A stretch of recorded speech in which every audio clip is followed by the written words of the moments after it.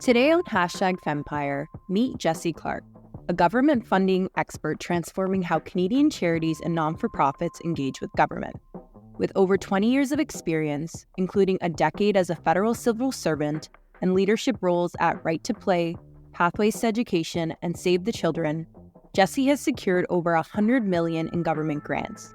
In 2021, she founded JN Clarke Consulting, a feminist and LGBTQ+ owned firm that supported over 40 organizations with government relations and grant writing. Jesse's based in Toronto and is also a proud mom to 2 teenage daughters, 2 cats, and a poodle. Let's tune in to hear what Jesse has to say. Hello, everybody. We're on another episode of #Fempire, and I have the lovely Jesse Clarke here, who's also building her own Fempire with JN Clarke Consulting, and she's going to tell us everything from her experience in civil service to working in an NGO to starting her own business. So I'm really looking forward to this conversation. Thanks so much for coming out, Jesse. Thanks so much, Julia. I'm also super excited. I think let's dive right in then, Jesse. Your journey began, as I mentioned, in the civil service over 2 decades ago. How did those early years of working in the bureaucracy and the machine of government shape your understanding of how government relations works and how that's applying to your work now? That's a great question and something I've spent, a lot of time thinking about. I went into the civil service right out of grad school. I was doing a master's degree in the UK.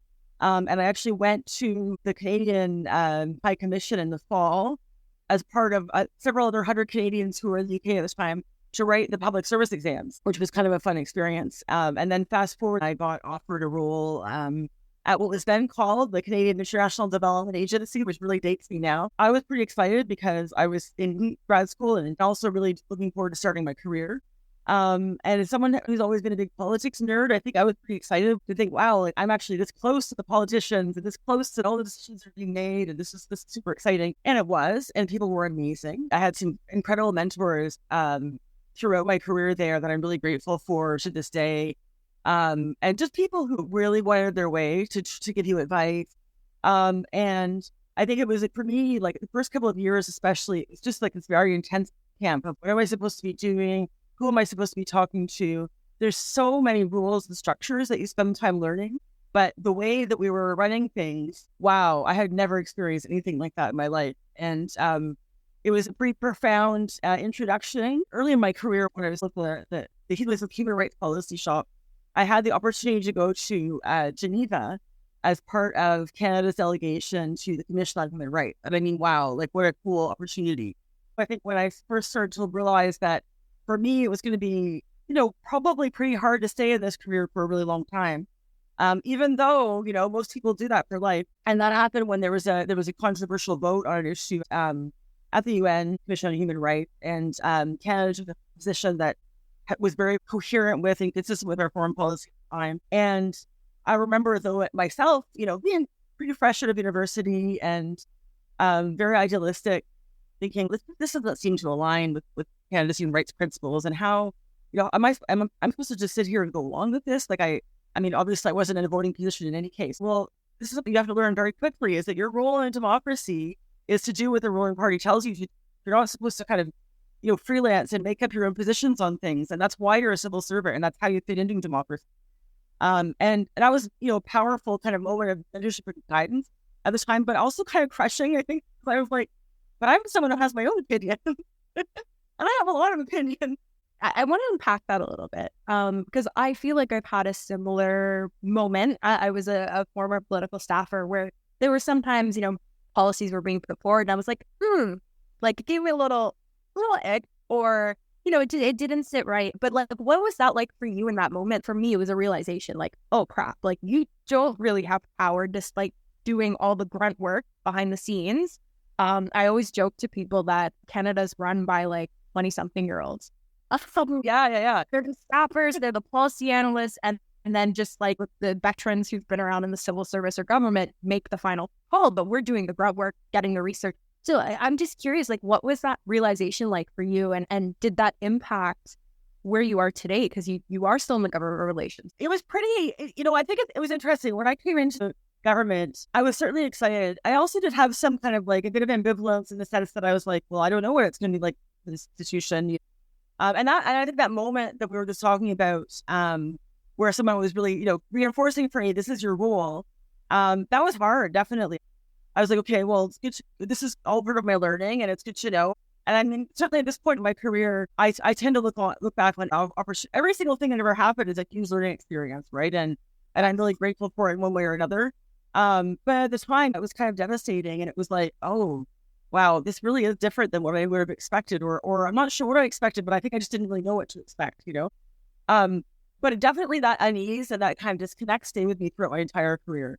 And I was busy. I had 2 babies while I was in civil service, so there were things to distract me, and I was a very practical and responsible person, and so I still am. So I was very, well, this is a good job. You need to provide for your family. I'm very focused on that kind of thing, right? But over time, the disconnect got harder and harder for me to manage, and began to feel kind of more personal, in a way. And there was even a moment for me personally where, and this is for anyone who's been following politics for a while. So this goes back to like 2009, 2010. Our minister at the time created a bit of a tempest in the teapot by taking a memo that had been sent up by the civil service.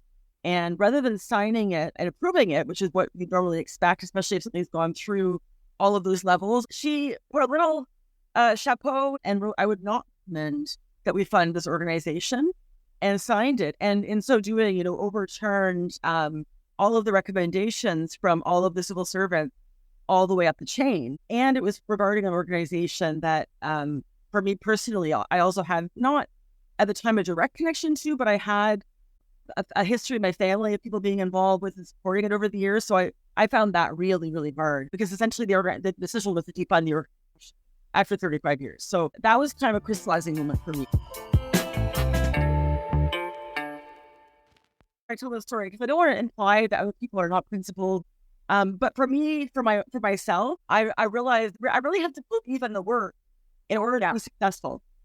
So if I'd stayed there, I would just kind of been like spinning my wheels and, going from job to job and not really caring and not really sure what I was doing. And that was never going to be enough for me. I needed to really believe that I was having an impact.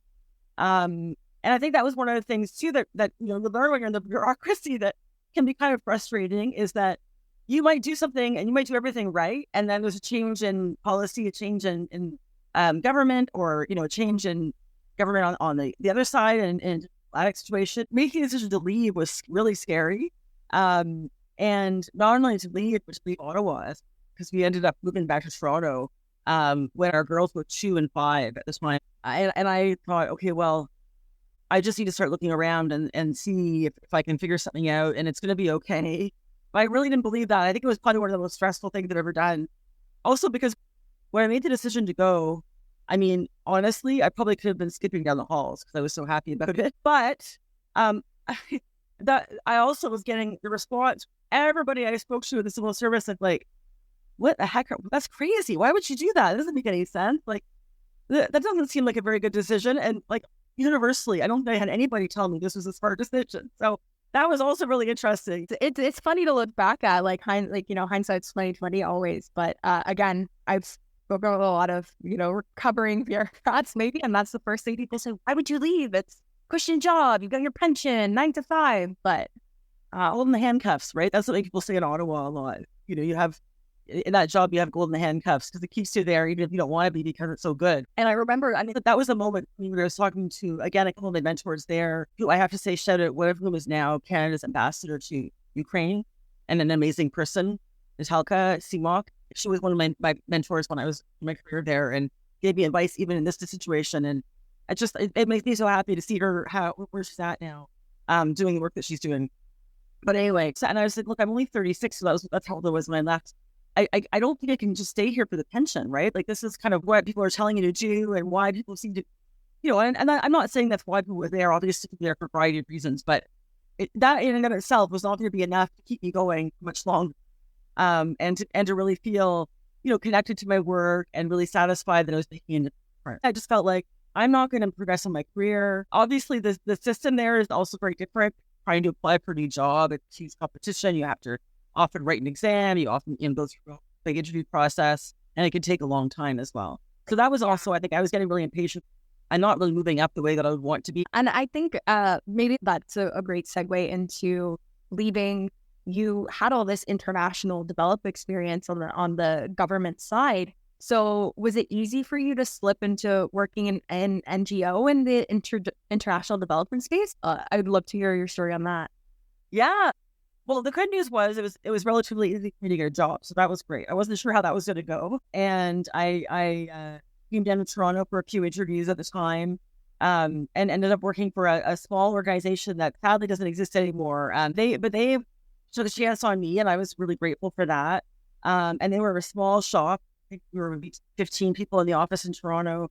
So that was pretty exciting because it was like, okay, this is what I've been waiting for. I could actually talk to the CEO and go into his office, and if I don't agree with ways something's being done, I can speak up about it, and I can feel really connected to the work that I'm doing. At the same time, of course, there's the other side of that, which is like, I remember having a conversation with a colleague, which is the tight budget and the expectations are very high, but understanding in terms of work-life balance and family. A lot of people I worked with didn't have kids at the time or were even necessarily married. And I had 2 little kids. So I remember like one time my boss there was like, well, we have to go on this trip, and you're going to be gone for 3.5 weeks. And I was just like, I didn't even know what to do with that. It was like such a long time. And I ended up being away on my daughter's 3rd birthday as well, which was really difficult.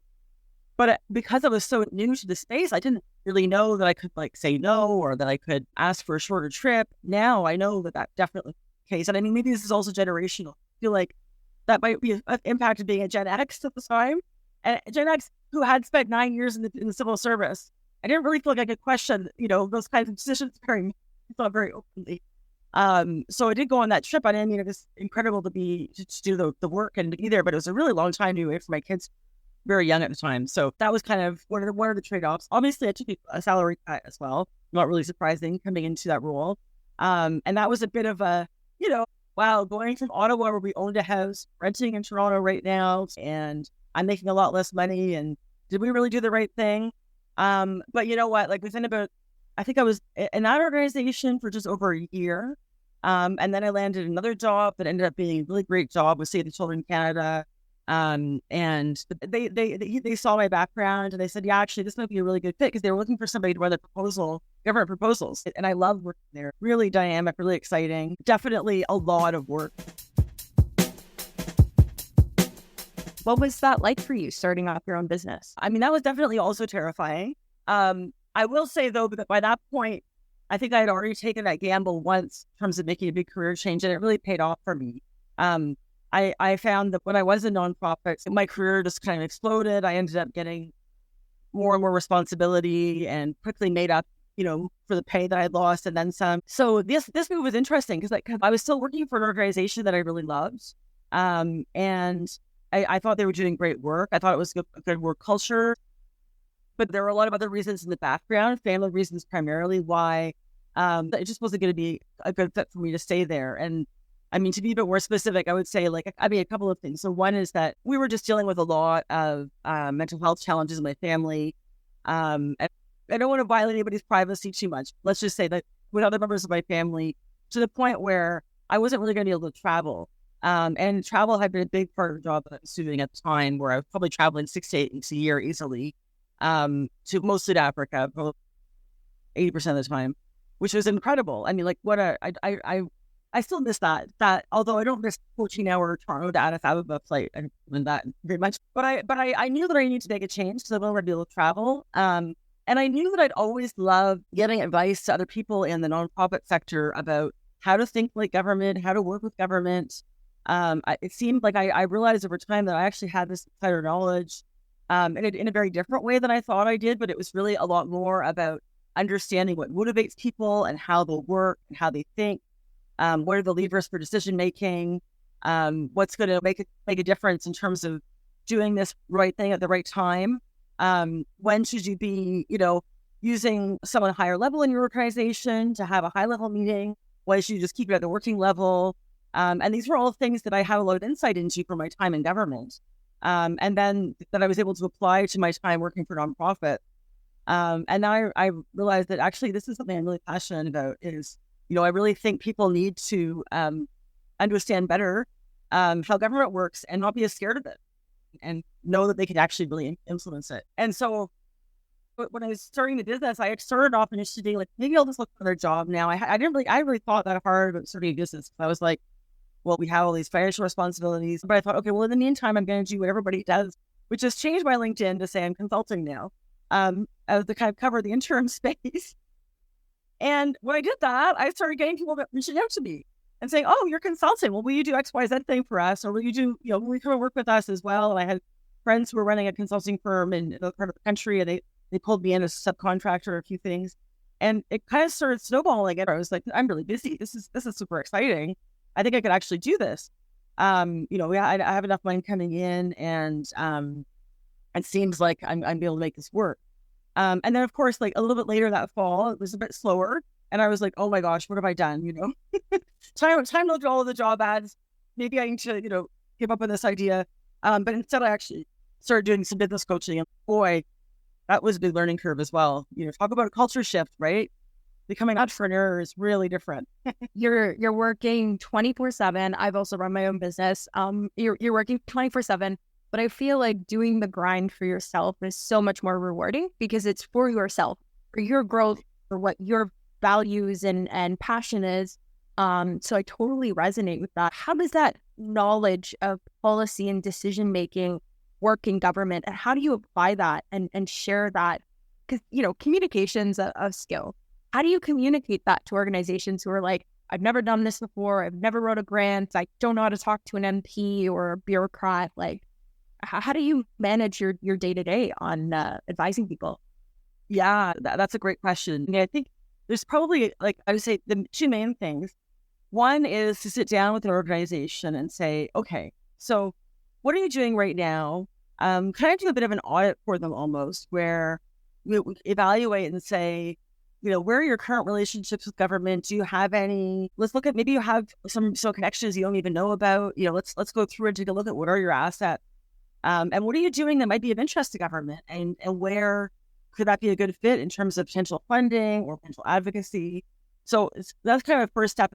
Where are they at right now, and what could they be doing? That's kind of like the biggest thing I do, and then give them a strategy based on really concrete, practical steps, both kind of higher level strategy, but really tactical advice as well about these are the people you should prioritize meeting with. This is the time when the decisions being made internally around budget allocations, and you want to make sure that you have someone in the right place at the right time.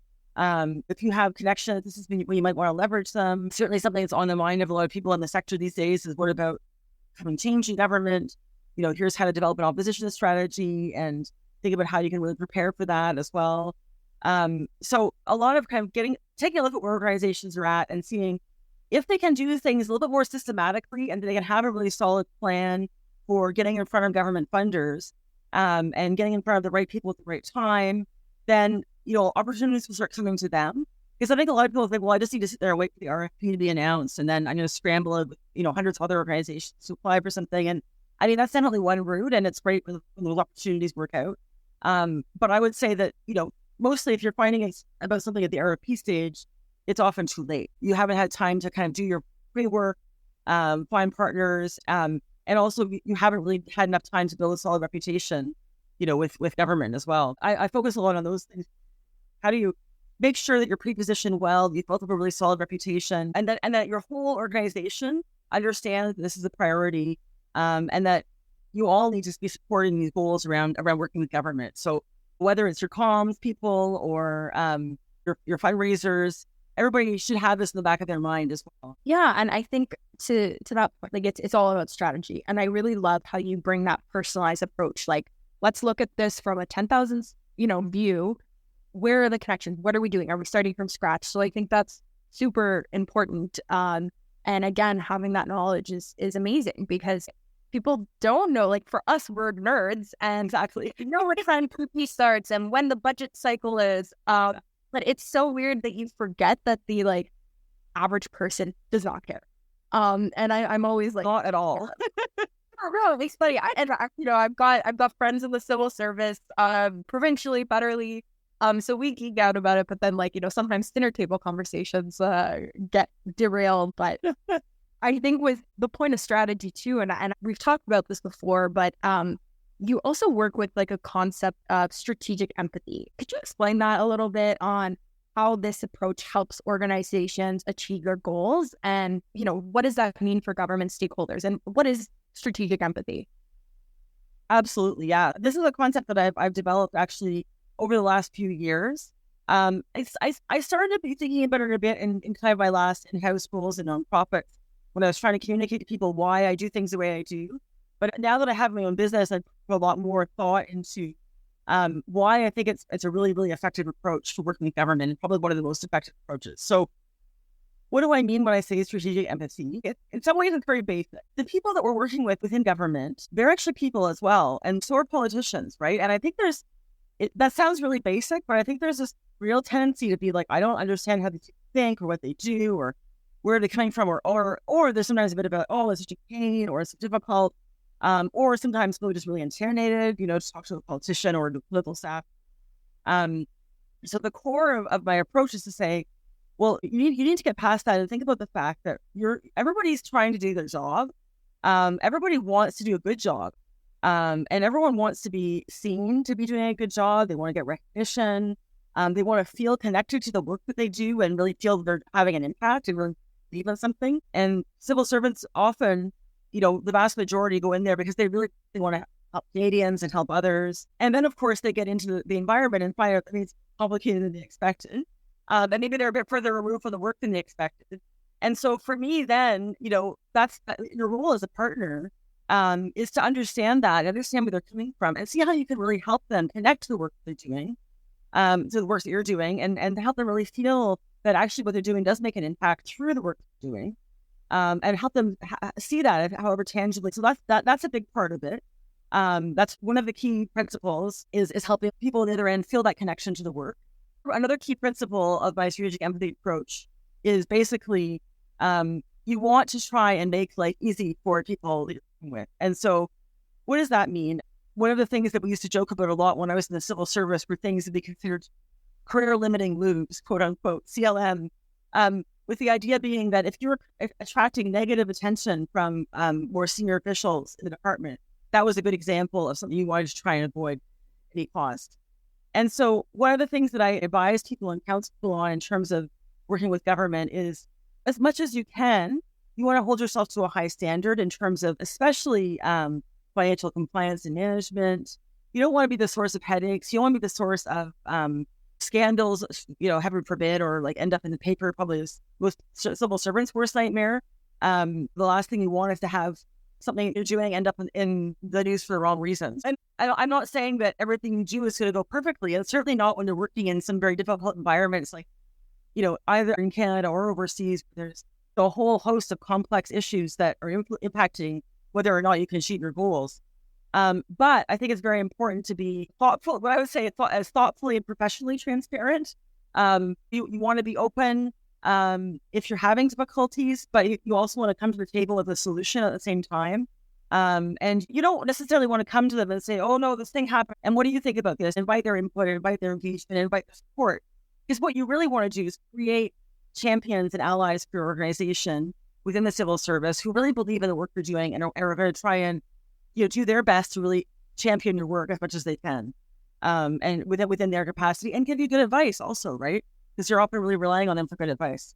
It really is a two-way street. I have found now that I am engaging, with more bureaucrats, not just the right specified file, but it really is a two-way street because they're hearing from industry, they're hearing what the realities are, and hopefully that does influence the policies they're going to put forward, or at least, also relay that to the decision makers and our lovely politicians. And I think on that note, with your experience of facilitating policy change in the civil service, in the international development space, what are some maybe common challenges that you have found for non-for-profits that face challenges on the policy influence side?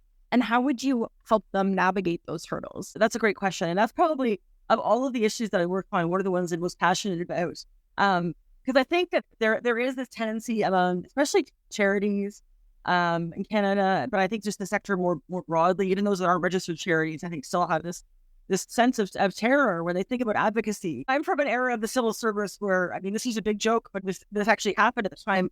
We were told we're allowed to use the word advocacy in internal memos. So one of my colleagues came up with 35 synonyms for advocacy that you can use. Oh my God. It's so funny because I find myself by default using the word engagement a lot, or like policy engagement as like this like byword, which is like a bit of a like softer version of advocacy. But really that's what I'm talking about. And I've run into this so many times. They're like, but what if we do this? Are we not going to be like breaking our CRA rules as a charity? Are we going to get in trouble? Are we going to end up getting negative attention? And there's often a lot of confusion. And to my mind, it's really not that complicated. The guidelines, yes, there are some nuances. Yes, of course, there are some times when things might happen, but the guidelines are very clear. And if you explain them to people and they understand them, they can feel really confident and empowered to actually probably, in most cases, could do a lot more that they think they can do around advocacy. And for me, advocacy is something you want to be doing for its own sake, because often that's where you can have a really profound impact on communities that you're serving. If you're changing the government direction around a policy that impacts people who really need additional help or need a leg up, that can be really impactful. But I also see, for me, policy is part of a funding strategy as well, in the sense that if you can engage with government on lots of different levels, and they can see that you have, expertise, then you understand where they're coming from, and weigh in on topics that are important to them, it builds your overall reputation and credibility. Well, I think that's great. And I think a lot of times I've found, like now that I'm also in the like kind of GR space, people get in their heads, like, how is this being received? And they lose that confidence. And I really think it's, like you said, empowering, I think is the key word of making them feel confident, not be anxious about, am I violating this? Can I talk to this person? And I think it's a huge stress. So it's great you offer this service to, walk people through it, because it's intimidating. It really is. And I know when I started working as a staffer, I'm like, I see these people on TV and now I'm briefing them. And so I can't even imagine someone who's totally, Northern Ontario, who've maybe never been to Ottawa or been to their local legislator, and being put in that position is very scary. And then opening yourself up to criticism was something I didn't think about, and something I've experienced in my own advocacy, where I could be pitching policy ideas about how to make housing affordable, and the people you're meeting with are saying this won't work for X, Y, and Z. And it kind of stumps me because they're so quick to kind of shoot the idea down. And it makes me question, well, I've done the research on this. I've spoken to local stakeholders about these issues. You're just assuming these things won't work without actually maybe seeing the full game plan. So how do you mitigate that experience with your own clients? Have they ever come back to you and said, oh my God, that was a terrible meeting, they hated everything I said? How do you usually help them navigate that? So I have a couple of things. I mean, it does happen. And one of the things I think I usually encourage people to do is go in and do your homework really well beforehand. So you hopefully aren't going to run into a lot of surprises. Now, it depends who you're talking to. Certainly with politicians, I would say, there can be surprises. People could say and think whatever they want, right? They have a bit more freedom in that regard and authority, for good and for bad, right? So I think that can sometimes be really helpful if they connect with your organization and they say, well, obviously you should be funded, and they make it happen. I mean, that's amazing, right? But yeah, I mean, they can be a bit more, they're free to keep in mind. But I would say that what I would encourage people to do is, make sure that you've done enough homework going into a meeting that you're not really going to be surprised, and you have talked through a lot of different scenarios of what if they say this, they say that, how are you going to respond? And so, yeah, I would say you want to prepare as well as you can. Well, it's great that you prep them. Like it's the coaching, it's the homework. I think people sometimes take that for granted. Like, you have to do your homework. The approach that I take is a bit different than a traditional public affairs or GR firm, of which there's many amazing ones in Canada, but they often will lobby, or they'll go with people. And that's not the way that we work, but I find for a lot of nonprofits and charities, it's better for them to go themselves, and not to go with, professional lobbyists. And I think for good or for bad, I mean, I think obviously a lot of what I do is that kind of work I think is important, but I don't think it's always seen well by government if a charity has, a high price lobbyist coming in. And I also think too that, also small organizations that can't necessarily afford that kind of help can access, training or coaching from my team, that they can then take and use within their organization and develop their own strategies, and really feel like they can go and, have these conversations, and see how it goes for them, Yeah, and that's a really great segue into like kind of my next point. And one of the really neat things I like about your consulting firm is the aspect of inclusivity and diversity. And you're a huge advocate for, you mentioned you work at on the gender equality file, but I would love to hear, your expertise in LGBTQ plus issues, feminist issues. How do you incorporate that inclusivity and diversity into your strategies for government influence and kind of policy change, whether it's on an individual level or through organizations you're consulting with? Yeah, so I love that question, Julia, because it's something that I find it really interesting in the government relations space, because you spend a lot of time counseling organizations to not avoid being partisan, right? So, there's always that big distinction. It's okay to have a strong position on something, but what you can't do is be explicitly connected to one party or another, right? And that's a very big part of that CRA guidance that charities need to follow as well, that I'm always reminding people of. That being said, it doesn't mean you won't have values and perspectives that you're sharing that are very, very, and inevitably, of course, there are political connections, right? When I'm going into this space, even though, because I do government relations and I don't have, a partisan position on issues, I don't have a partisan affiliation, but I have defined the firm right at the beginning as being a progressive, feminist firm. And I am queer, and so an LGBTQ firm as well. And that's really important to me in terms of the kinds of causes that we support. And it's also important then, for sure, in terms of like looking for values aligned with their clients.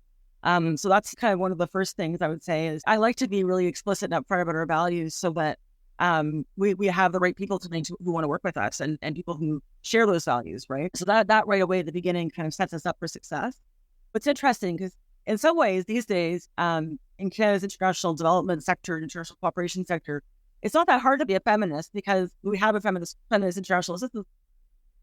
So in that sense, like the F word per se, it's something that's been embraced a lot, right, by the sector, at least right now. But that doesn't necessarily mean that translates into how people work or how they deliver their programs. And something else that I've also wrestled with a lot is we know that the government is an institution that's found. I mean, all government institutions are founded on kind of a colonialist history, and they're profoundly colonial institutions. And certainly, particularly the way that we deliver diplomacy and foreign aid as well has, very strong echoes and roots within the colonial structure. So how do you take a position that's kind of anti-colonial and look within that? I mean, it's a little bit messy. I'm also very pragmatic, right? And I never say to people, well, we're going to change that system, from end to end or try and work outside of it. No, I mean, very much about in terms of working to achieve your organization's goals, values, and priorities within that system. And it's not to say that you can't have those very strong principles, values, and, very strong focus and advocacy. In fact, I think that's really important for being successful as an organization.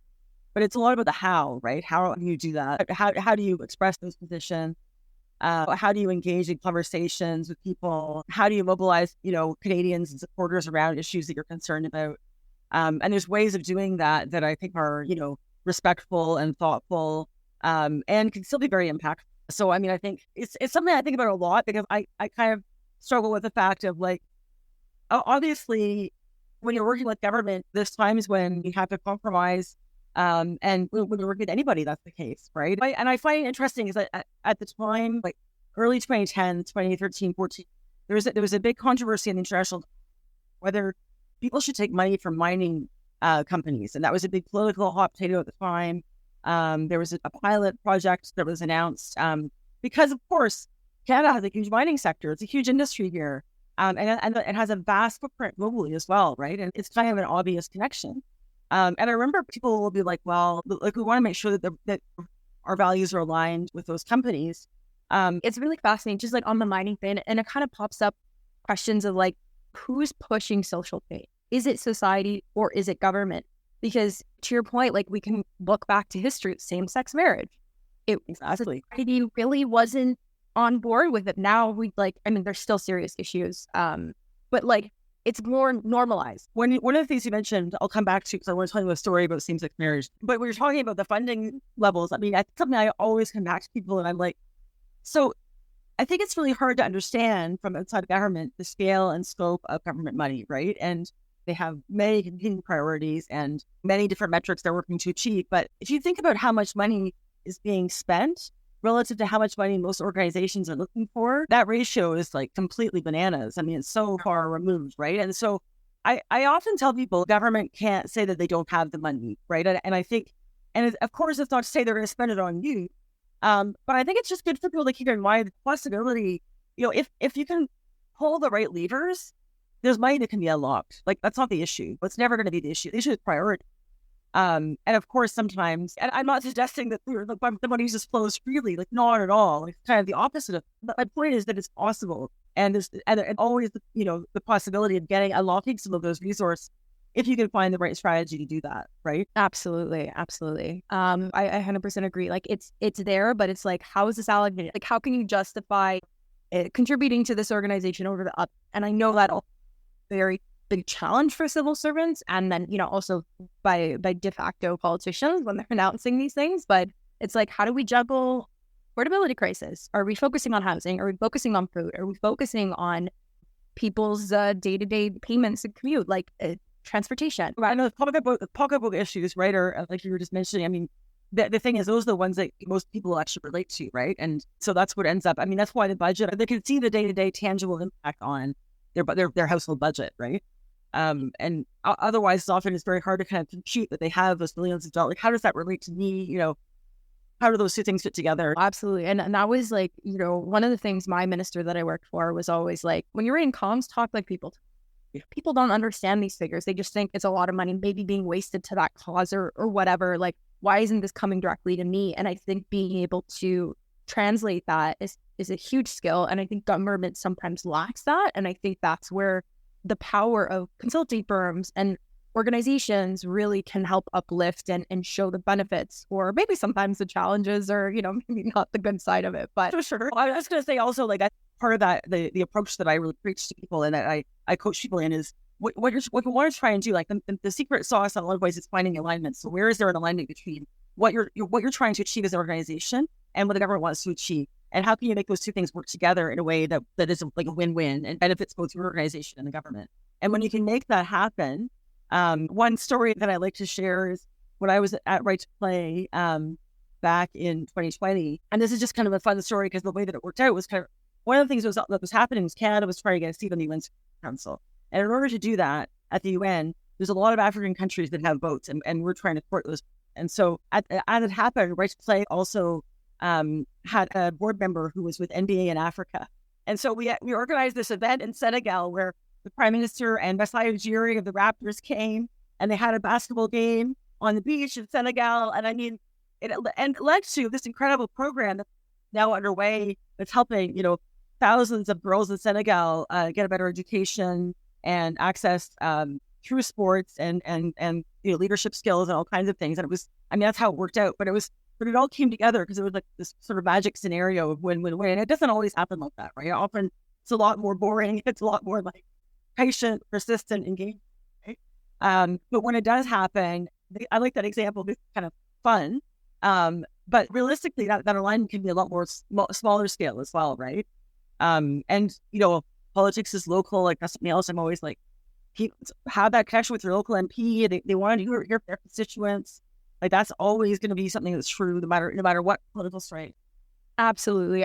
That's huge. Like, no matter your political stripe, like, build that relationship. They're there for the people. They're elected by the people. I also think it's a little interesting too, both in America and Canada, when maybe sometimes a politician's speaking out against their party, but they're speaking up for their constituents. Like, one case that comes to mind is Ken McDonald's about the carbon pricing.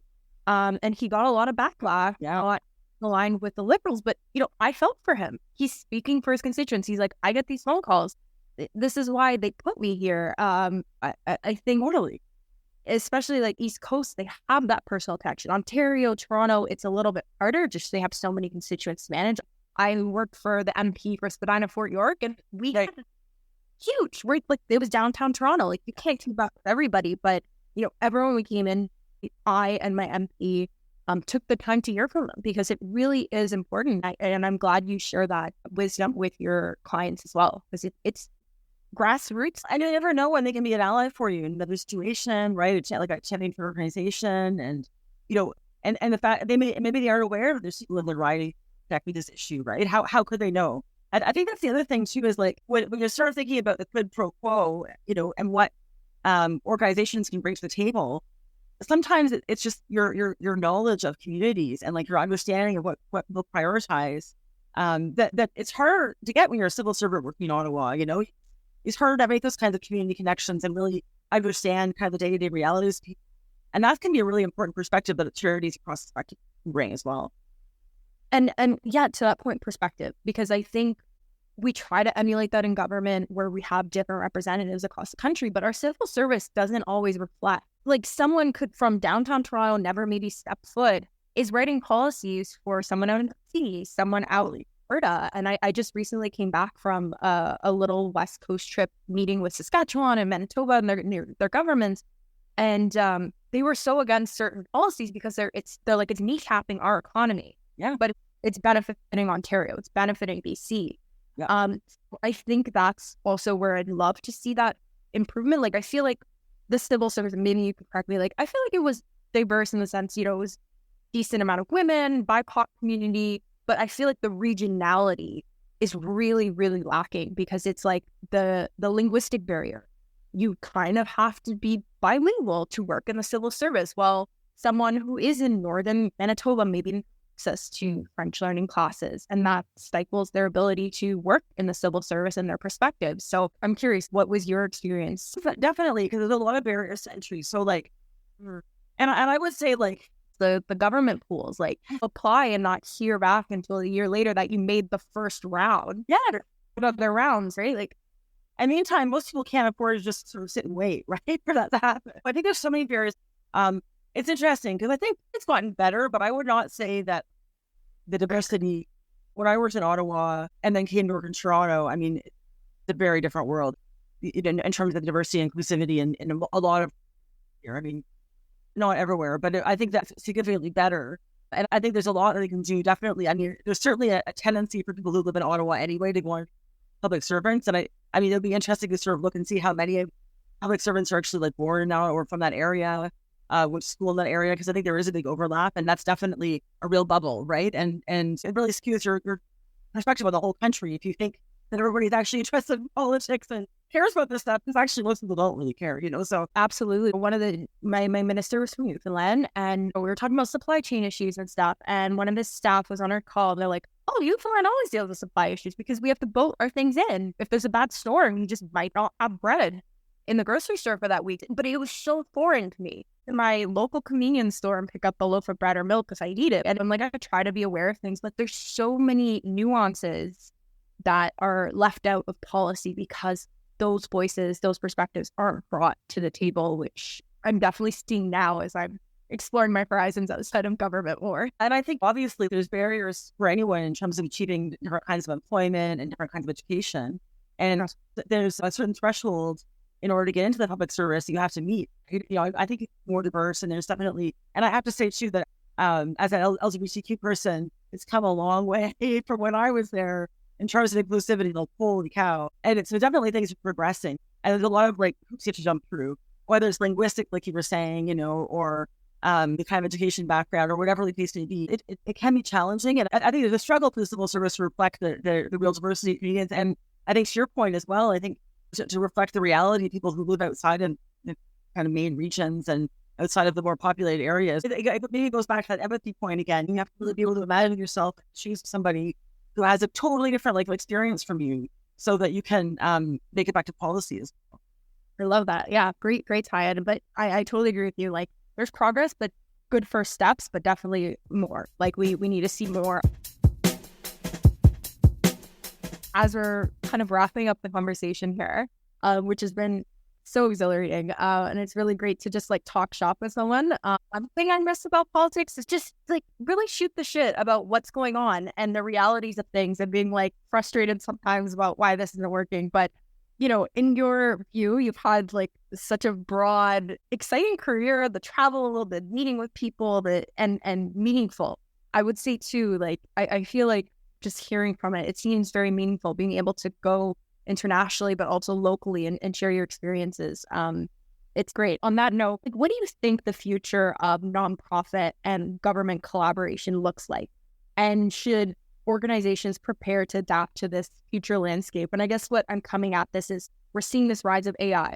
We're seeing how social media is used to push certain politics and ideologies. What do you think of that? How do you think people are going to navigate this? Yeah, that's a great question. I mean, a couple of things. More generally, I think that there's, some good work going on. And I would shout out Imagine Canada and Ontario Nonprofit Network, because those are organizations that I think are doing amazing work of trying to really increase the recognition and legitimacy for the charity and charitable nonprofit sector with government, and show what a big contributor they are to the economy and that they're here to stay. At the same time, like it's a very difficult environment for that sector as well.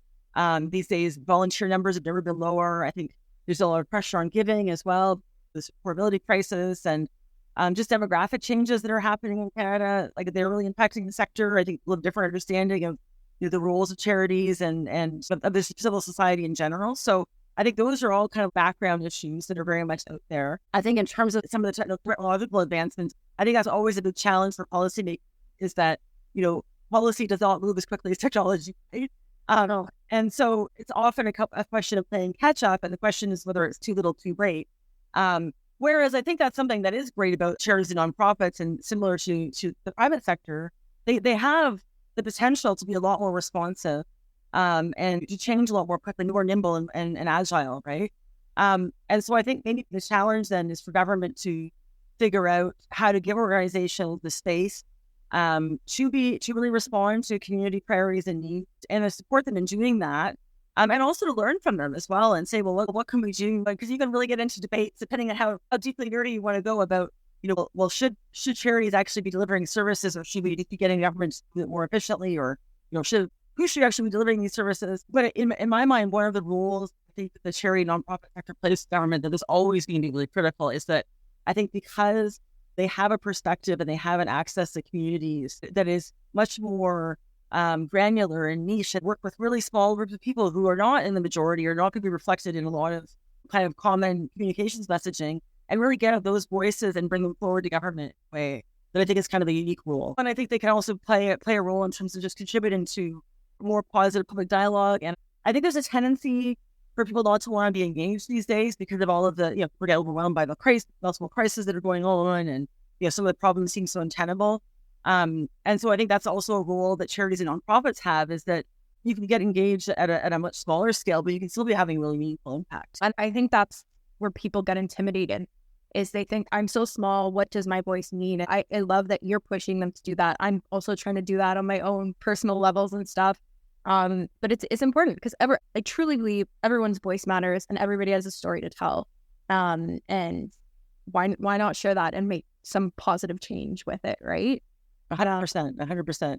No, but this was an absolutely lovely conversation, Jesse. I want to thank you so much. Any closing thoughts that you wanted to share? Maybe something we missed?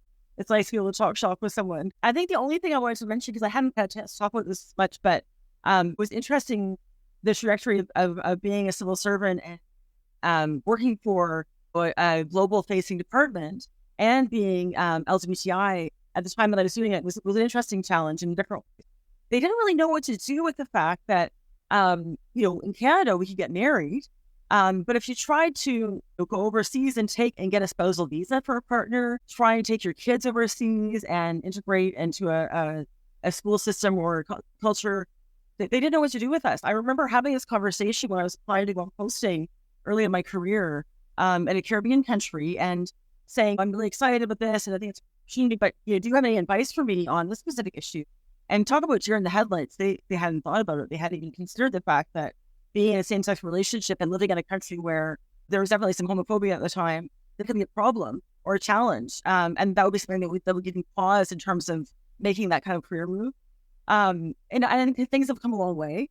I have a few friends, one of whom managed to get one of the very first diplomatic same-sex spousal visas to the U.S. Because at the time, of course, Canada had same-sex marriage. The U.S. didn't for many years. Maybe there was a 5-7 year gap, I think. And so that was an interesting issue. In this case, it's people who are really just trying to do their job and build their careers. And going overseas, and if you're in that kind of line of work, is a big part of that. But sometimes that means you're not able to do that with your family, right? And that's an interesting issue, I think, that the sector in Canada is also still coming to terms with and doesn't really fully understand. But it certainly moved on a lot further. And maybe just to close on, like, one of the highlights of my early career days was actually getting to meet this wonderful couple who themselves had been part of a public service challenge to get funding for people to bring their same-sex partners on posting. Because at the time that they applied for posting, this was way back, all for marriage. This was like when they were trying people to be allowed to have access to their partner's pensions or access to some of the same benefits. And I remember that there was a case where someone had applied to go on posting, and they said, well, yeah, we'll fund your pets to travel, but they didn't have a category for funding a spouse when there was no legal recognition for marriage, right?